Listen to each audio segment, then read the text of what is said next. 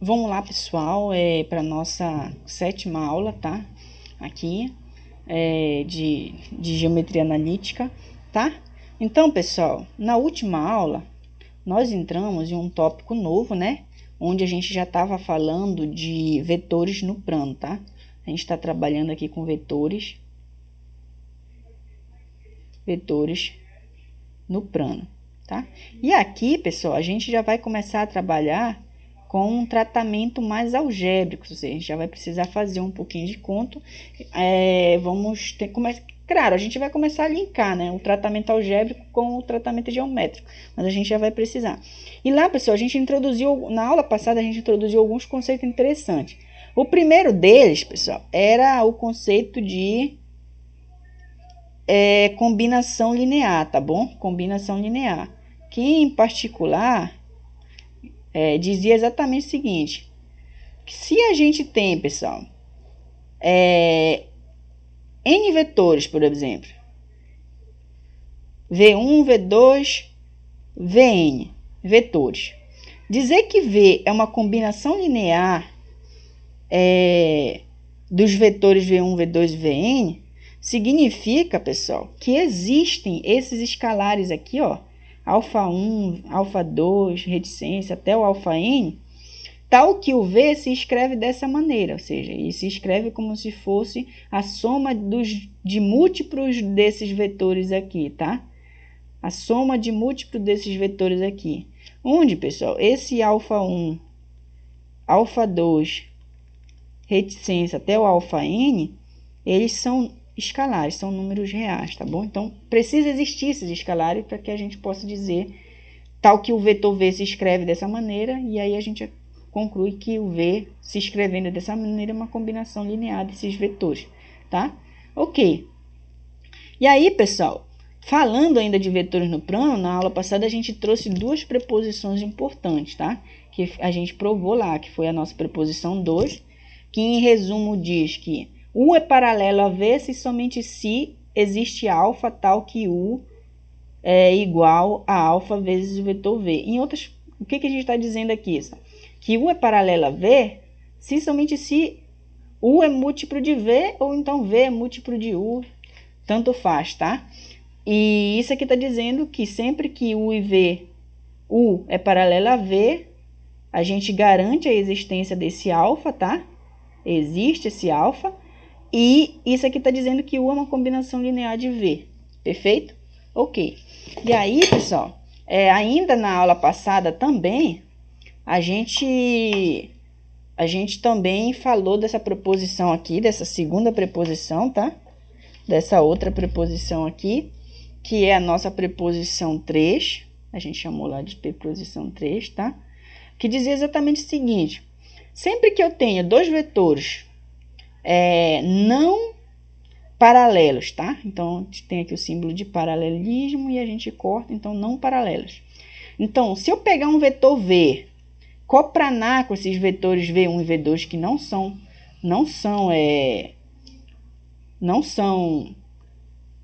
paralelos, então esse V se escreve de modo único como combinação linear dos vetores V1 e V2, e a gente viu como a gente faz isso, tá?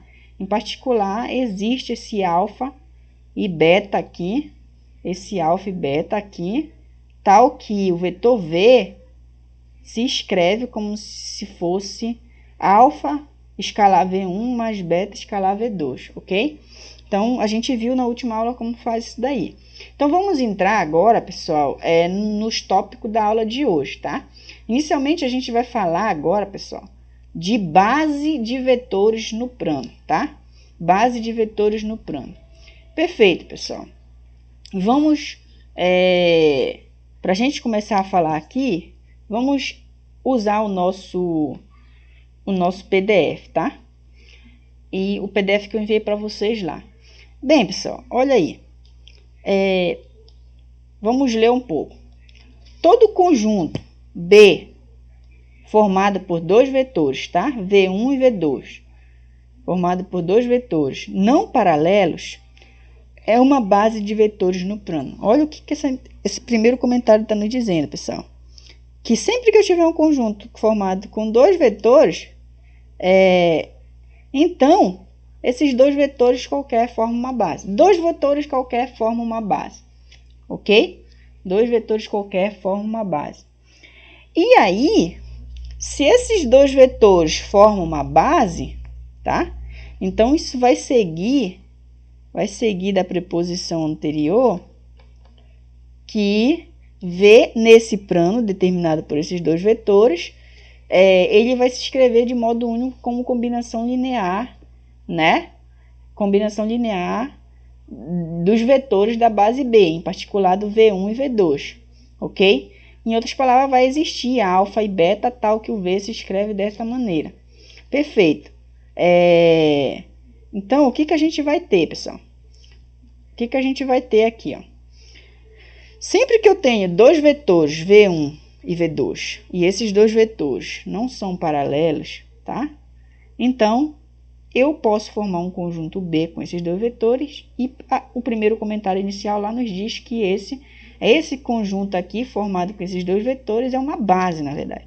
Aí você vai recordar lá de álgebra linear, se você ainda não viu ainda, recomendo que leia um pouco sobre o que é uma base de vetores, tá? Em particular, pessoal, uma base é uma combinação, ou seja, se esse conjunto B aqui é uma base, significa que qualquer vetor V se escreve como combinação linear desses vetores. Qualquer vetor V que eu pego naquele espaço vai se escrever como combinação linear desses vetores daqui. E, somado a isso, significa que sempre que eu fazer, por exemplo, a minha combinação linear nula, Ctrl Z aqui, sempre que eu fazer alfa V1 mais beta, tá? Beta V2, aqui, e quando eu fizer essa combinação linear e igualar o vetor nulo, isso aqui para mim implica, pessoal, que isso aqui só é possível se os escalares forem todos iguais a zero, tá? Então, isso aqui é uma outra propriedade lá que a gente vai chamar de esse conjunto B CLI. Então, uma base, na verdade, ele precisa ser uma combinação linear, ou seja, qualquer vetor V se escreve como combinação linear desses elementos aqui, e somado a isso, esse conjunto B precisa ser LI, ou seja, linearmente independente, tá? Mas eu recomendo que vocês leiam lá, e tem até um livro desse próprio, do Steinbruch, se eu não estou enganado, que é de álgebra linear, que é muito bom também, tá? Tá. Em particular, pessoal, a proposição 3, que a gente viu anteriormente na aula passada, o que ela nos diz, pessoal? Se esse conjunto B forma uma base, então, para todo V que eu prego no plano, né? Para todo V no plano determinado por esses dois vetores V1 e V2, tá? Qualquer vetor V que eu pegue no plano determinado por esses dois vetores, ou seja, coplanar com eles, tem-se que eles vão se escrever dessa maneira, certo? A gente já viu isso. Então, vai existir alfa e beta tal que o vetor V se escreve como combinação linear dos vetores da base, no caso V1 e V2, tá? Perfeito. Os escalares acima, pessoal, eles são únicos e são chamados de componentes ou coordenadas de V em relação à base B, tá? E a gente vai denotar esse vetor V desta maneira. Vamos ler um pouquinho o nosso PDF antes, tá? Vamos só ler aqui.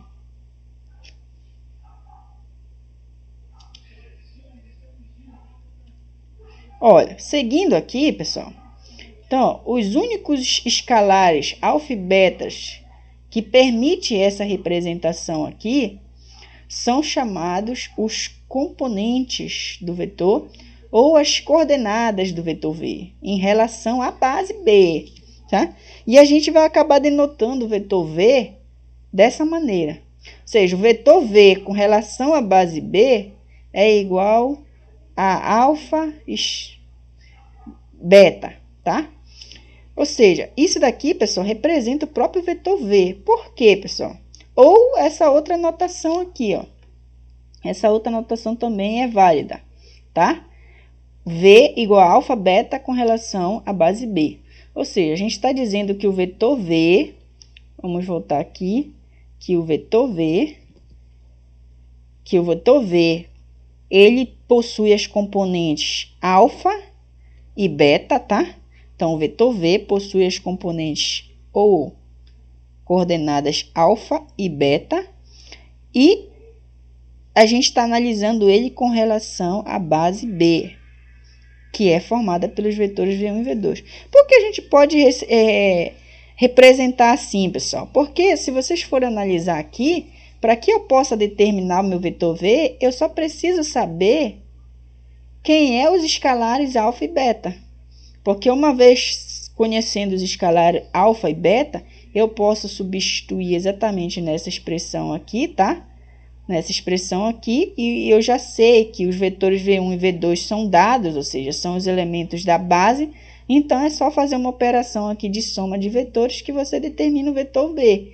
Então, em verdade, as incógnitas desses vetores aqui são exatamente essas componentes aqui. Então, sempre que você conhecer a base, então você pode denotar o vetor simplesmente pelas componentes, tá? Pela componente ou coordenadas. E aí, conhecendo a base, você consegue determinar o vetor, escrevendo o vetor como alfa vezes o primeiro vetor da base, mais beta vezes o segundo vetor da base. Se fosse no espaço, já a gente teria 3 vetores, então ia aparecer aqui mais um gama, por exemplo, mais uma componente, tá? Seriam 3 componentes, porque a gente já está no espaço, mas a gente ainda vai ver isso mais à frente. Perfeito, pessoal. Em resumo, o que significa, pessoal? Que o vetor V, com relação à base B, ele é igual alfa, vírgula, beta, ou seja, ele possui essas duas coordenadas aqui, alfa e beta, ou seja, esse vetor aqui, ele é igual a isso, se somente se o vetor V se escreve dessa maneira, ou seja, agora a gente está associando a ideia que eu estou comentando aqui em cima, perfeito? Então, eu posso escolher escrever o vetor assim, ou posso escolher escrever o vetor desta maneira.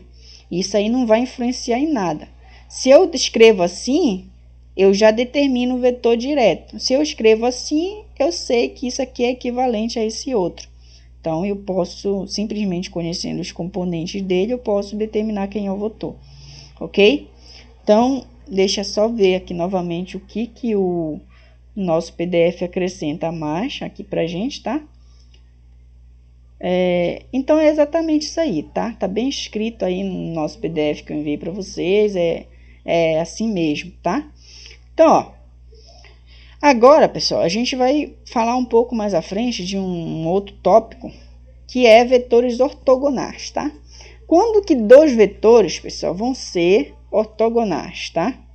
Então, ó, dois vetores vão ser ortogonais, ó, dois vetores não nulos, U e V, são ditos ortogonais, tá bem aqui, ó, ortogonais, se um representante de U formar um ângulo reto com algum representante de V, tá? Então, veja bem, quando que dois vetores vão ser ortogonais? Quando algum representante de U formar um ângulo reto com algum representante de V. Então, você poderia, por exemplo, imaginar que você tem dois vetores nessa posição. Por exemplo, eles poderiam nem estar encostados, tá? Poderiam nem estar encostados. Mas, você pode pegar um representante desse vetor exatamente aqui, partindo daqui, e aí a gente tem que... A gente pegou um representante desse vetor U, retraindo ele um pouco aqui, e esse representante do vetor U forma um ângulo reto com o representante do vetor V. Então, se ele formar um ângulo reto, então, um ângulo reto a gente sabe, né? É um ângulo de 90 graus. Em radiando daria π sobre 2. Então, a gente tem que esses dois vetores são ortogonais, tá? Então, a gente nem pede que os próprios vetores formem um ângulo reto, tá? A A gente pede simplesmente que um representante dele forme. Mas é a mesma história se você fosse analisar o próprio vetor, tá? Beleza. Então, eu acredito que deu para entender o que seriam vetores ortogonais. Eles formam um ângulo de 90 graus entre si. Eles vão estar assim, por exemplo. Certo? Perfeito. E o que seria, pessoal, uma base ortogonal? Só ressaltando aqui que eu coloquei aqui base ortogonal, mas em verdade seria a base ortonormal, tá? Então, dizemos que uma base, olha aí os vetores que eu estou pegando, E1 e E2, tá? Dizemos que essa base aqui, ó, formada por dois vetores, E1 e E2, é ortonormal, tá? Corrijam aí, é ortonormal. Se qualquer dois vetores aí dentro são vetores ortogonais. Nesse caso, só tem dois vetores, tá? Em particular, o E1 vai ser ortogonal ao E2. Então, a gente vai ter essas duas condições aqui, ó. O E1 vai ser ortogonal ao E2. E, além disso, pessoal, duas condições, tá? Eles precisam ser 2 a 2 ortogonais. Nesse caso aqui, a gente já tem, né? Que os dois vetores vão ser ortogonais. E, além disso, a norma de qualquer vetor aí, dentro dessa base, é unitária. Então, o que seria uma base ortonormal? Seriam dois vetores que, uma base onde qualquer dois vetores dessa base, eles são ortogonal, um ao outro. Se tivesse três, por exemplo, poderia pegar o E1 com o E3. Eles precisariam ser ortogonais. O E1 com o E4, caso tivesse 4 vetores, eles precisariam ser ortogonais, certo? Formar um ângulo de reto. E além disso, o comprimento de qualquer vetor dentro dessa base precisaria ser 1, tá? Então, isso significa ser uma base ortonormal, tá? Uma base ortonormal significa que os comprimentos de cada vetor aí, a norma dele é unitária e 2 a 2 são ortogonais, tá? No sentido que a gente viu acima. Perfeito, pessoal. Vamos entender aqui um pouquinho. Só comentar, né? Exatamente isso daí que eu tô falando. O vetores ortogonais, então, significa que U é ortogonal a V, se somente se o θ é o ângulo entre U1 e V1, então esse ângulo precisa ser de 90 graus, ou seja, quem é esse U1 e V1, pessoal? Esse 1 e V1 aqui são exatamente os representantes de V1. Olha, 1 e V1 são representantes dos vetores U e V, respectivamente. Foi o que eu falei, tá? Então, dizer que dois vetores U e V são ortogonais significa que algum representante de U, no caso aqui eu estou tomando o vetor 1 como se fosse um representante do vetor U, e algum representante do vetor V formam um ângulo reto, ou seja, se θ é esse ângulo, então esse ângulo precisa ser 90 graus, certo? 90 graus. Então, a gente tem reescrita a definição aqui, só para a gente entender melhor. E o que seria uma base ortonormal, que eu falei? Ou seja, a B, aqui nesse caso, essa base possui novamente dois vetores. Então, se esse conjunto B aqui, onde contém esses dois vetores, E1 e E2, é dita uma base ortonormal se E1 é ortogonal ao vetor, tá? É ortogonal ao vetor E2 e as normas deles são unitárias. Perfeito, tá? Então, em particular, acredito que eles estariam assim, tá? Então, aqui teria, por exemplo, E2, E1, tá? E aqui a gente teria um ângulo reto, tá? Ou poderia estar assim também, né? O fato é sempre ter um ângulo reto. Então, é essa estrutura, né? Os representantes formam um ângulo reto. E mais, né? O comprimento desse daqui, né? Esse valor daqui até aqui seria 1, né? Então, seria o comprimento do vetor. Perfeito, pessoal. Então, agora nós vamos falar de base canônica no plano, tá? Base canônica no plano. O que seria uma base canônica no plano, pessoal? Vamos voltar lá novamente para o nosso livro-texto, nessas nossas notas de aula aqui, para a gente fazer uma leitura. Deixa eu baixar um pouquinho aqui mais. Ó, só, base canônica no plano. O que eu escrevi? Em um sistema de coordenadas cartesiana, a gente sempre escreve assim um sistema de coordenada cartesiana, ou então pode colocar também o zero entre x e y, tá? Não tem problema. Então, o que significa isso aqui? É um plano determinado pelos eixos x e eixo y, tá? Então, nesse plano, a gente vai considerar os vetores representados pelos segmentos orientados com origem no ponto 0, tá? E extremidade nos pontos, tá aqui, 1, 0 e 0, 1. Então, ó, eu vou ter aqui um plano, tá? Aqui, um plano, 0, aqui seria o x, tá? E aqui seria o y. E aí, nesse plano, eu vou pegar um ponto 0 aqui, que eu não escrevi, mas aqui seria um ponto 0, tá? Um ponto 0. E aqui seria o ponto 0 em x, 1 em y, que seria exatamente esse ponto aqui. E aqui seria o ponto 0 no 1 no x e 1 no x e 0 no y, tá? Então, pegando o ponto 0, que tem o segmento que vai de 0 até 1, a gente forma um vetor que eu vou representar ele de vetor i. E o segmento que vai de 0 até 1 aqui no eixo y, a gente vai tomar um outro vetor, que é exatamente o vetor j. E aí, pessoal, aqui a gente vai pegar um conjunto que é formado por esses dois vetores, tá? Esses dois vetores, i e j. Em particular, a gente já nota que esses vetores são unitários, tá? São unitários. Então, esses vetores assim determinados, pessoal, igual como a gente está escrevendo aqui, é chamada de base canônica. E esses vetores dessa base, em alguns casos, eles são chamados de vetores diretores, tá? Que eles vão dar a direção dos vetores aí nesse plano, tá? Então, observe ainda que o vetor i, a gente pode escrever ele como se fosse 1 vezes o vetor i, 1 escalar o vetor i, mais 0 escalar o vetor j.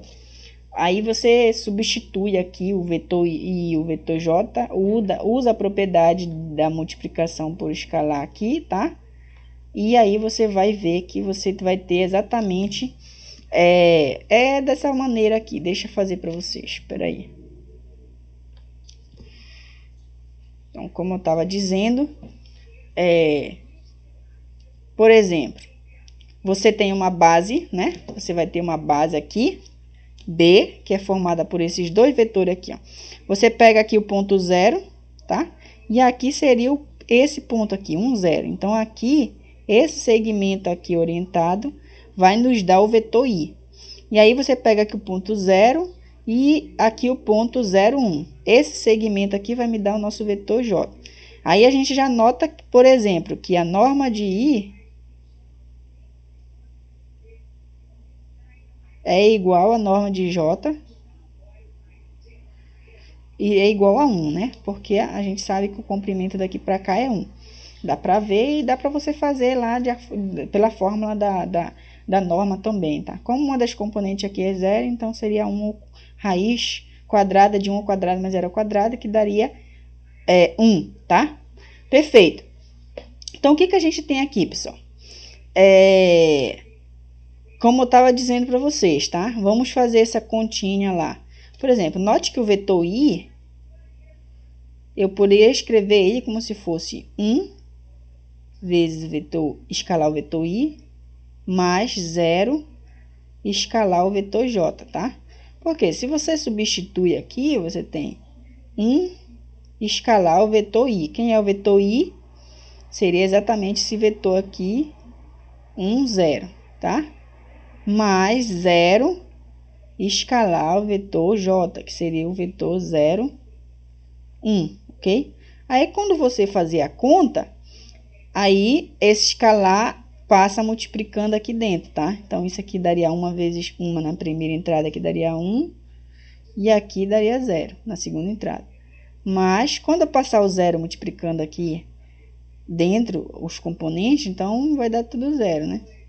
Então, teria o vetor 0, 0. E aí, quando você soma, a soma de vetores vai ser componente a componente nesse caso. Eu já estou adiantando uma coisa que vai ser lá na frente, tá? Então, quando eu somar esse com esse, vai dar 1. E quando somar 0 com 0, que é a segunda entrada, vai dar 0. E isso aqui é exatamente o vetor i, pessoal, tá? Então, você nota que o vetor i pode ser escrito dessa maneira, igual como eu faço lá. E aí, você nota bem o seguinte, que aqui seria aquele cara que está fazendo papel de alfa, e aqui seria o valor que está fazendo papel de beta, né? E aí, a gente viu que a gente poderia usar, por exemplo, essa relação aqui, né? A gente sabe qual é a base, tá? A gente sabe qual é a base. Então, eu posso escrever o vetor v como se fosse esse vetor aqui, xy. Se somente se o vetor v é x, igual como a gente fez aqui, ó. A gente tem o nosso vetor aqui, e aí sempre que eu pego qualquer vetor aqui, que eu chamei de v, tá? Então, esse v, ele vai ser como se fosse um múltiplo desse vetor i aqui, tá? Por quê? Mais o múltiplo desse vetor v. Por exemplo, eu poderia pegar esse vetor aqui e poderia colocar ele aqui em cima, tá? Aqui em cima. E aí, a gente teria isso aqui. Isso daqui seria esse vetor mais esse, que daria exatamente essa soma aqui. Perfeito?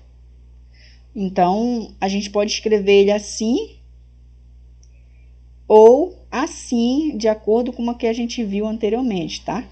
Em particular, com o nosso vetor i aqui, que a gente viu, eu poderia escrever ele, i com relação à base b, simplesmente como se fosse, a gente já encontrou os escalares, que seria exatamente 1,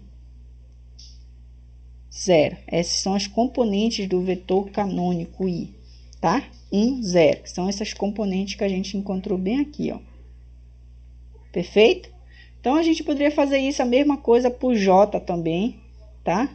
A gente poderia fazer essa análise para o vetor j, igual como eu faço aqui, dá para ver, ó.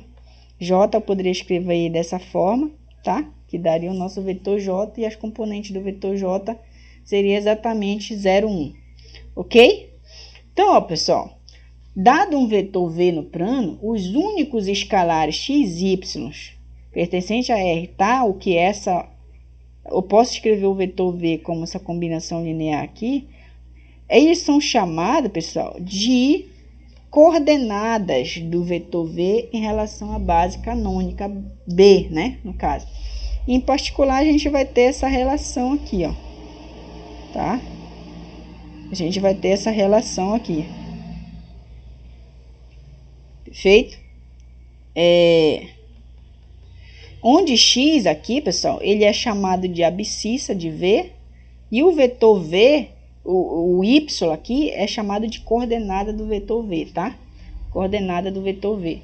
Isso aí vem exatamente deste fato, do fato em que, deixa eu abaixar aqui, por exemplo, sempre que você imagina, deixa eu fazer aqui, sempre que você imagina, por exemplo, aqui, né? Então, aqui você teria os teus vetores diretores, tá? I e J. Tentando fazer mais na pressa aqui um pouquinho, I e J. E aí, você pode pegar um vetor qualquer aqui, o V, tá? Então, aí você vai acabar projetando isso para cá e isso para cá. Então, aqui tu vai ver que esse ponto aqui vai ser acabando sendo um X, que é um escalar, vezes escalar o vetor i, tá? Ou seja, possui a mesma direção aqui, só que ele é um múltiplo do vetor i.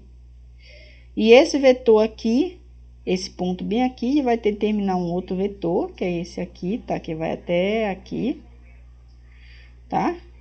Até aqui, que vai ser um múltiplo do teu vetor j. Aqui tu tem o teu vetor j, então aqui vai ser um y escalar o vetor j. E aí você vai ver que esse vetor v aqui é exatamente a soma desse x i mais y j, tá? Mais YJ, perfeito? Então, esses caras aqui, ó, x e y, são exatamente essas componentes. Essa componente aqui, x, ela é chamada de abscissa, tá? Abscissa. E essa componente y é chamada de coordenada, tá? Coordenada não, ordenada, desculpa. Ordenada do vetor v. Tá?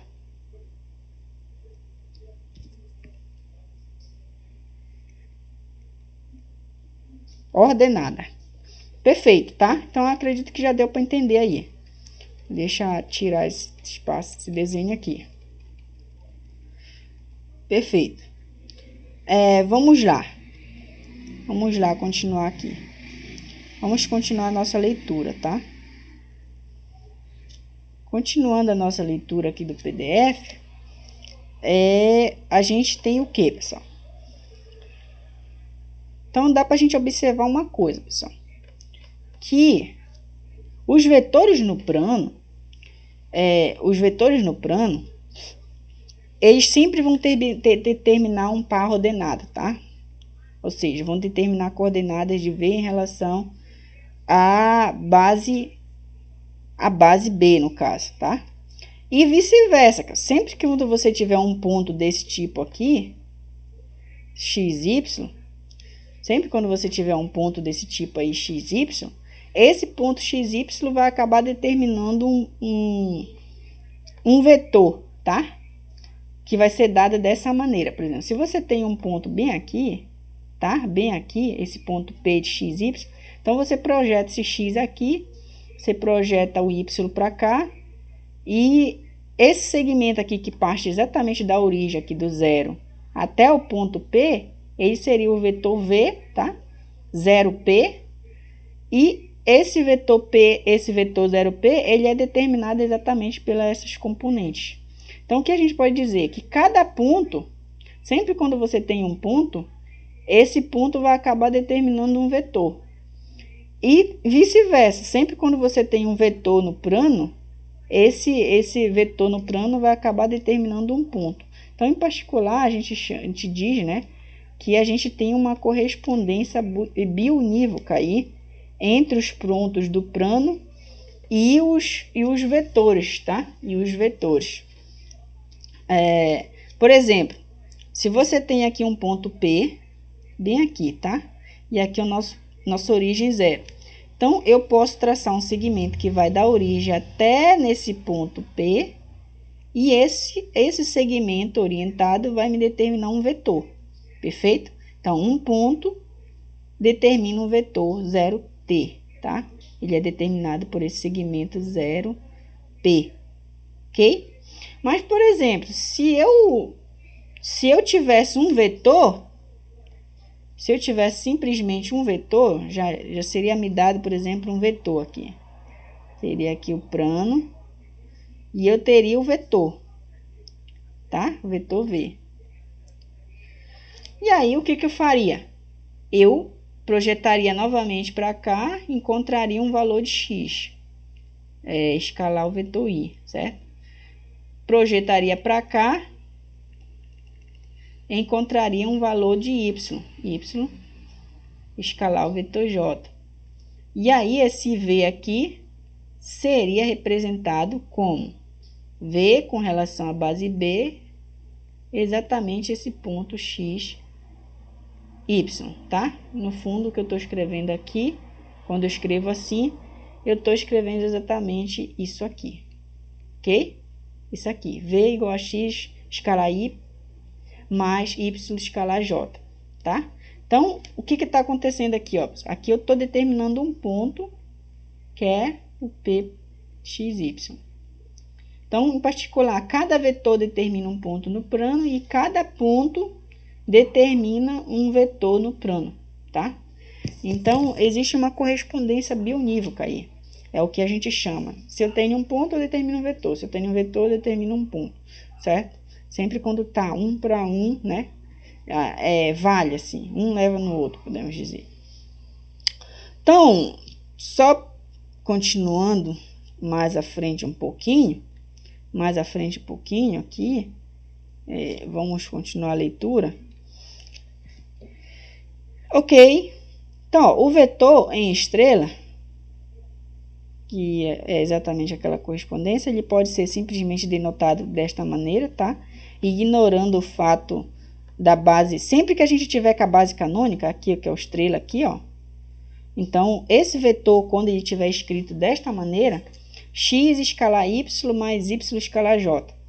Se a gente estiver trabalhando com a nossa base canônica, pessoal, a gente pode menosprezar esses de vetores diretores i e j, porque em particular eles não vão influenciar muito. E aí a gente pode denotar o vetor v simplesmente desta forma aqui, certo? Simplesmente desta maneira, que aí a gente já vai entender que a gente está trabalhando o vetor com relação à base canônica, e isso parte também um pouco desse fato aqui que eu estou explicando para vocês, porque uma vez que eu saiba simplesmente a componente x e a componente y, eu consigo, né, sabendo a componente x e sabendo a componente y, eu consigo marcar o ponto aqui, e a partir desse ponto eu consigo traçar meu vetor v, certo? Então, é suficiente, entendeu? Representar desta maneira que a gente já entende, perfeito? Perfeito. Então, dispensando, aqui a gente dispensa, né, a referência da base canônica B, nesse caso aqui está C, mas é B. Perfeito, pessoal. Então, essa igualdade aqui em estrela 2, ela nos sugere uma coisa, tá? Sugere a seguinte definição para a gente.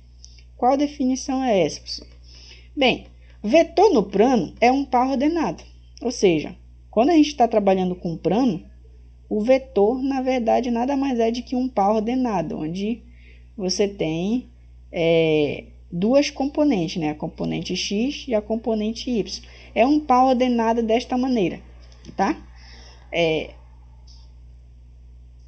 Uma vez que eu tenho um par ordenado, eu represento um vetor. É o que a gente já vem falando aí no decorrer dessa aula, tá?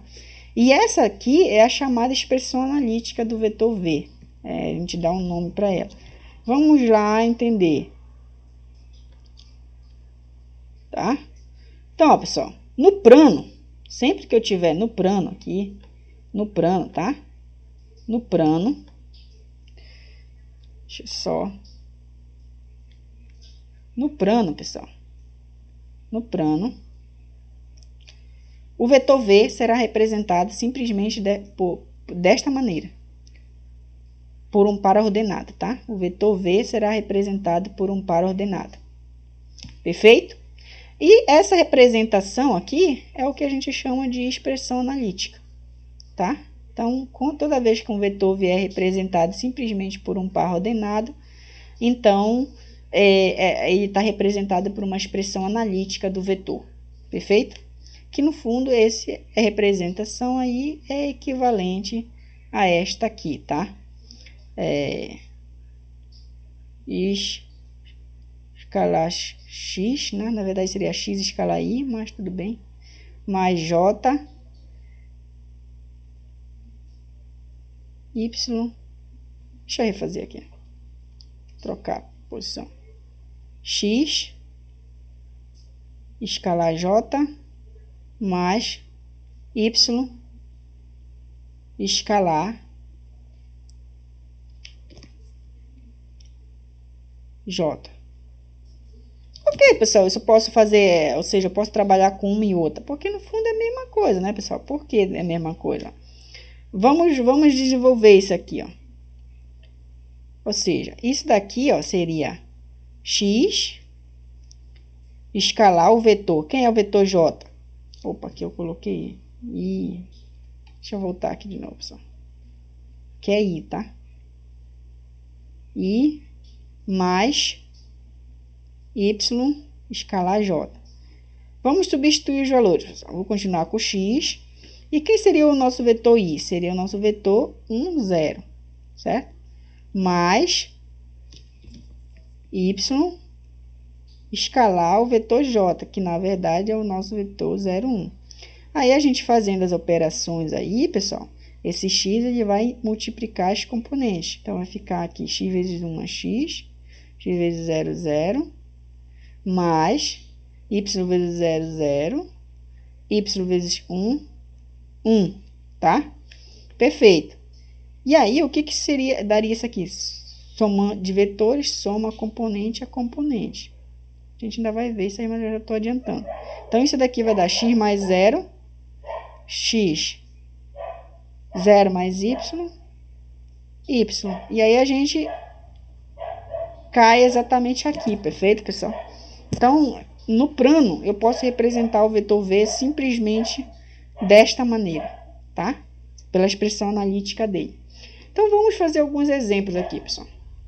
Ó, no primeiro exemplo aqui, a gente queria representar esses vetores. E aí, como a gente viu que a gente pode representar simplesmente pela expressão analítica, esse aqui, na verdade, é o vetor que no plano, a expressão analítica dele no plano, ele é 3 no x, vamos dizer que o 3 está aqui, e 2 no y, então vamos dizer que o 2 está aqui.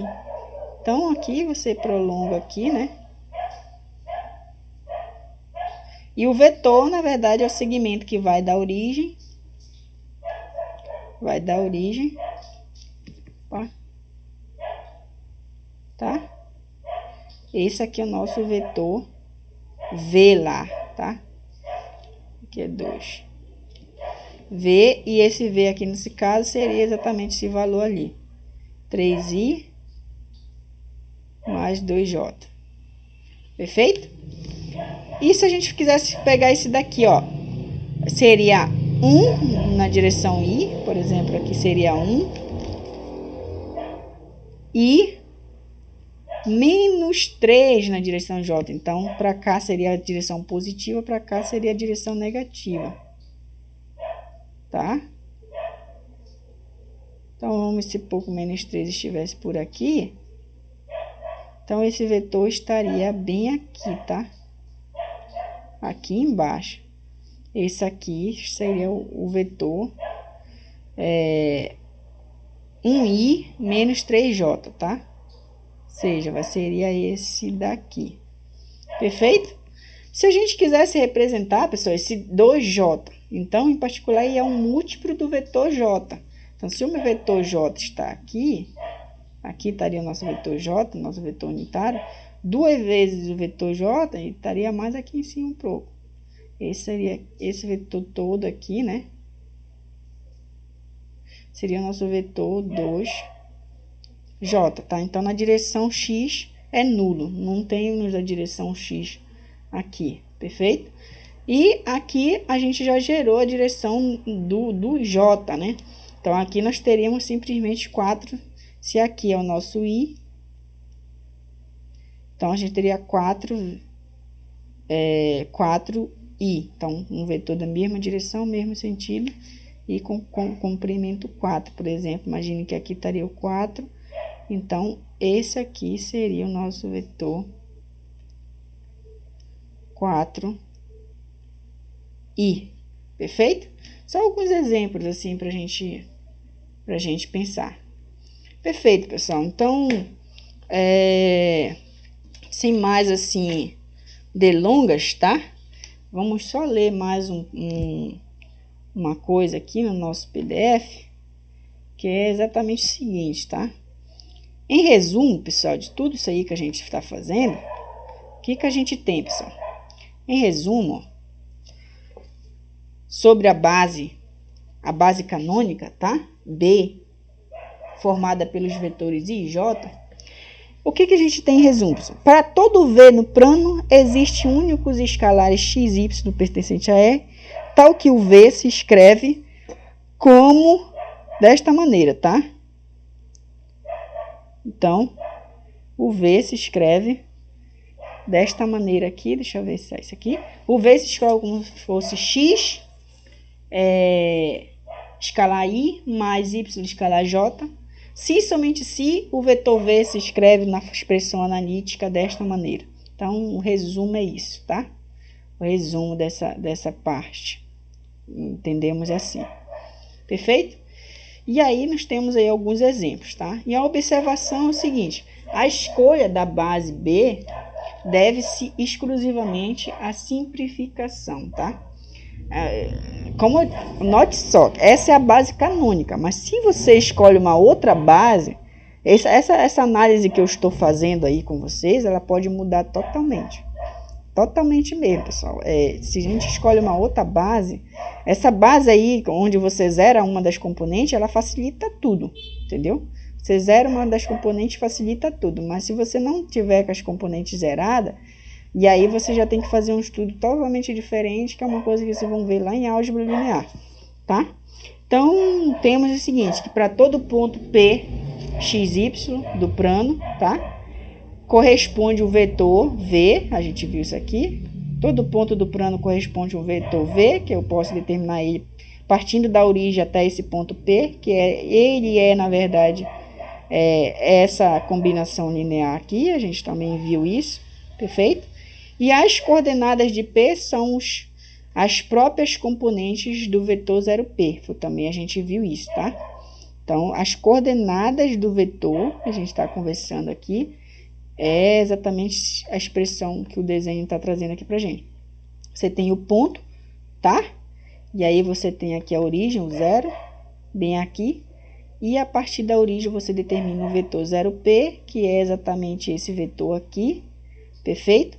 E as coordenadas deste ponto é exatamente o que determina o vetor, ou seja, quando você projeta aqui, você tem uma ordenada para y, projeta aqui tem uma abscissa para x, e essas coordenadas determinam o vetor v, ok?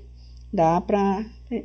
Aí, pessoal, trazemos aqui algumas coisas interessantes, que são a igualdade de dois vetores. Por exemplo, se você tem dois vetores, o vetor u, como a gente está no plano, a gente já sabe, ele vai ter duas componentes.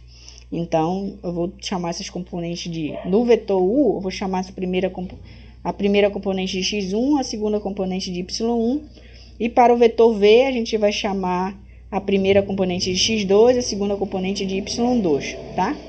Então, quando esses dois vetores vão ser iguais, pessoal? Então, ó, se u é igual a v, se somente se as coordenadas são iguais. Foi o que a gente já estava falando. Eu estava trazendo para... Eu já estava usando aqui, na verdade, isso daí, tá? Deixa só para a gente entender aqui, né? Então, ó, eu já estava meio que usando aí, meio que implicitamente. Então, se você tem o vetor u igual a x1, y1, tá?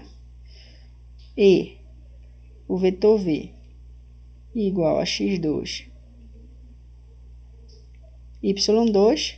Então, ó, o vetor u vai ser igual ao vetor v. Note que ele é se somente se, tá? Se somente se,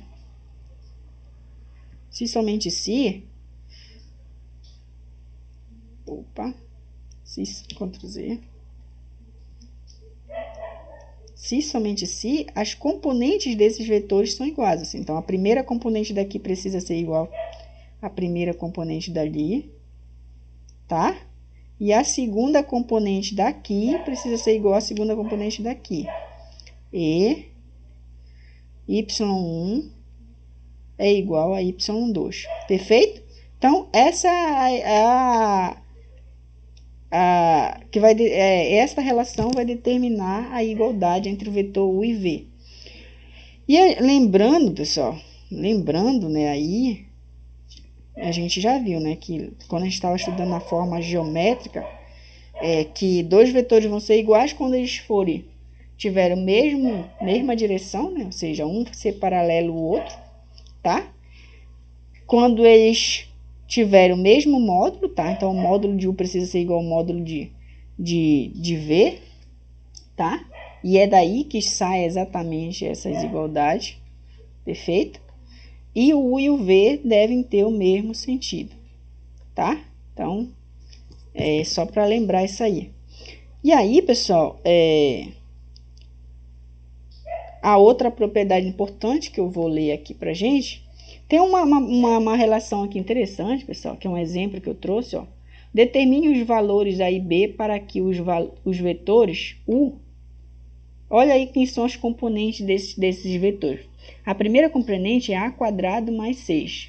A segunda componente do vetor U é menos 1. E o vetor V, ele possui a primeira componente 5A e a segunda componente B. Sejam iguais. Então, ó, quero determinar os valores de A, né? E de B, para que os vetores U e V sejam iguais. Então, quando, pessoal, o vetor U vai ser igual ao vetor V? A gente acabou de ver aqui em cima a relação. Quando as componentes forem iguais. Em particular, pessoal, aqui a gente teria que ter que essa primeira componente daqui, que é A quadrado mais 6, precisaria ser igual à segunda componente daqui, que é 5A. Então, a gente teria que ter essa relação. E a outra relação seria que a segunda componente daqui, que é menos 1, precisaria ser igual à segunda componente do vetor V. Em outras palavras, a gente teria que menos 1 precisaria ser igual a menos B. E aí a gente já determina o valor de menos B, certo? E como a gente determinaria o valor de A? A gente passaria esse 5A para o outro lado, então viria menos 5A para cá, sei lá, o contrário. E note que a gente caía numa equação do segundo grau, perfeito? Então, a gente teria que resolver essa segunda equação aí. Aqui eu fiz meio que direto, usei a regra do soma e produto, tá? Então, dois números somados que dá 5, que multiplicado dá 6. Então, 2 e 3. E aí eu determino. Então, sempre que eu pegasse aqui, pessoal, o valor de A ou 2 ou 3 e o valor de B igual a menos 1, essa igualdade ia prevalecer e vocês podem verificar aí posteriormente, tá? Perfeito. Então, eu vou parar por aqui e aí essa soma aqui de vetores a gente conversa na próxima aula. Perfeito? Ok.